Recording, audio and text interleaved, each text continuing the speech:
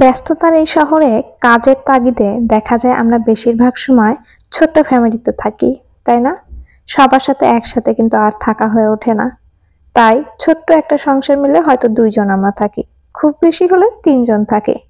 এখন কথা হচ্ছে সংসার ছোট হোক বা বড়, সংসারের কাজ কিন্তু একই রকমই থাকে, তাই না? কিন্তু এই কাজগুলো কিন্তু হয়ে যায় একেকটা চ্যালেঞ্জ।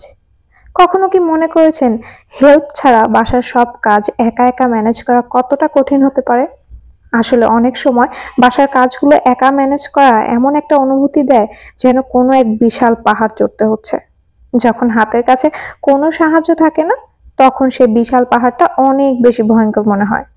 কিন্তু বিশ্বাস করুন, সঠিক পরিকল্পনা এবং কিছু সহজ কৌশল জানা থাকলে আপনি হেল্পিং হ্যান্ড ছাড়াই বাসার সমস্ত কাজ একা একাই করতে পারবেন। আমার একটা সময় বাসায় হেল্পিং হ্যান্ড ছিল, সে এসে একটা কাজ করে দিয়ে যেত।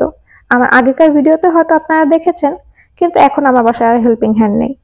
বাসার সমস্ত কাজ আমার এখন একাই করতে হয়। যখন বাসায় হেল্পিং হ্যান্ড ছিল তখন বাসায় আমরা মানুষ ছিলাম মাত্র ২ জন। এখন হেল্পিং হ্যান্ড নেই, কিন্তু বাসায় মানুষ এখন আমরা ৪ জন, এবং সেই সাথে আমার বাসায় আরো এক্সট্রা ১৪ জন থাকে। এই মোট মিলিয়ে ১৮ জনের সংসার কিন্তু আমি একাই ম্যানেজ করি। কিভাবে করি সেটাই কিন্তু আজকের ভিডিওতে আপনাদের সাথে শেয়ার করব, বা কিভাবে আমি একা একা হেল্পিং হ্যান্ড ছাড়া আমার বাসার সমস্ত কাজ ম্যানেজ করি। আসসালামু আলাইকুম সবাইকে। আমি শ্রাবণী মিম বলছি ঢাকা থেকে। আশা করছি যে যেখান থেকে আমার আজকের এই ভিডিওটি দেখছেন অথবা দেখছেন না, সবাই অনেক ভালো আছেন। আমি আলহামদুলিল্লাহ অনেক ভালো আছি। যেমনটা দেখতেই পাচ্ছেন, এখানে আমি ঘরদোর একা একা গোছানোর কাজ শুরু করে দিয়েছি। আর এখানে কিন্তু আমি একটা ভিডিওতে শেয়ার করেছিলাম, আমার গতকালকের ভিডিওতে, যে কিভাবে মাত্র 5টা টিপস ফলো করে আপনারা আপনাদের বাসাটাকে এফোর্টলেসলি একদম ক্লিন রাখতে পারবেন, এবং বাসায় কেউ আসলে বুঝতেই পারবে না যে আপনি সবসময় ঘরদোর এভাবে গুছিয়ে রাখেন কি রাখেন না। কিছু কিছু ছোট ছোট কাজ আছে যেগুলো করলে বাসা সবসময় পরিপাটি এবং গোছানো লাগে। সেই 5টা টিপসই কিন্তু আমি গতকালকার ভিডিওতে শেয়ার করেছি। যদি ভালো লাগে অবশ্যই গিয়ে দেখে আসতে পারেন। তো এখানে সমস্ত কাজ করছি একদিকে, আর এই যে এখন হঠাৎ করে দেখতে পেলাম যে আমার যে ফ্রিজটা আছে এই ফ্রিজটা একটু নোংরা নোংরা দেখা যাচ্ছে। যদিও এটা গ্লাস ডোরের ফ্রিজ, দেখা যায় কি যতই পরিষ্কার করি না কেন কোথাও না কোথাও থেকে একটা না দুইটা দাগ থেকেই যায়। আমি সবসময় এটাকে একদম টিপটাপ ক্লিন করে রাখতে পারি না কেন জানি, কারণ এই দেখা গেছে ক্লিন করে রেখে গেছি, একটু পরে এসে দেখবো একটা হাতের দাগ পড়ে আছে। তো যাই হোক, এগুলো তো হতেই থাকে সবসময়।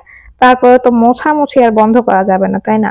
এগুলোকে তো মুছতেই হবে, জানা কথা। আর এই যে দেখেন আমি এদিকে কাজ করছি, ওইদিকে আমার বাসার সদস্যরা ওই যে তাকিয়ে তাকিয়ে আমাকে দেখছেন।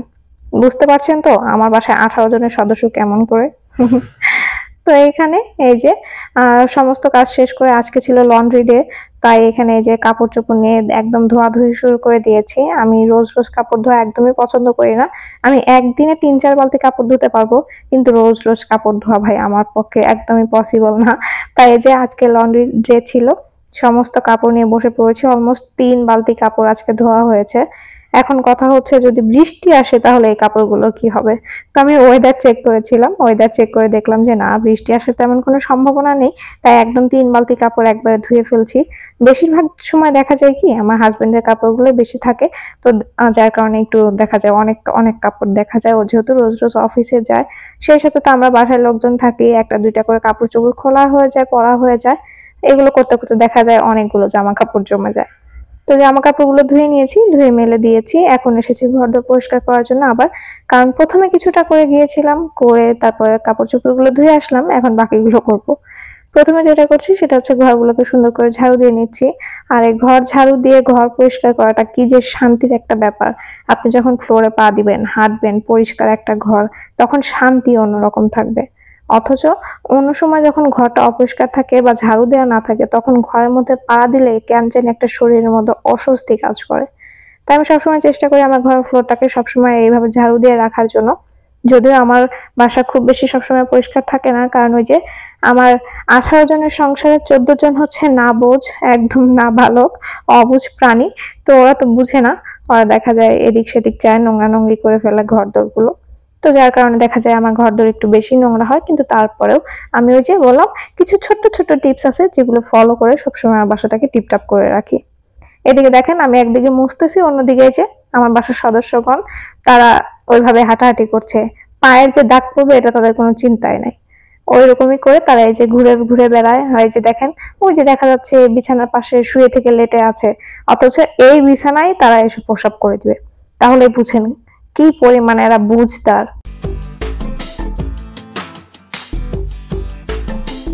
তো বাসার যা যা কাজ ছিল এগুলো সবকিছু কিন্তু আমি একা একাই ম্যানেজ করি এইভাবেই। আর সবসময় বাসাটাকে এইভাবে সুন্দর করে গুছিয়ে রাখি, হেল্পিং হ্যান্ড ছাড়াই। কোনো রকম কাজের সাহায্য লাগে না, নিজের কাজ যখন নিজের মনে হবে তখন আর কোনো হেল্পিং হ্যান্ড লাগবে না। তো এটাই ছিল আমার আজকের ভিডিও। আশা রাখবো আমার আজকের এই ভিডিওটা আপনাদের ভালো লেগেছে। ভালো লাগলে অবশ্যই লাইক, কমেন্ট, শেয়ার করতে ভুলবেন না। দেখা হবে নতুন কোনো ভিডিওতে। টিল দেন, আসসালামু আলাইকুম সবাইকে।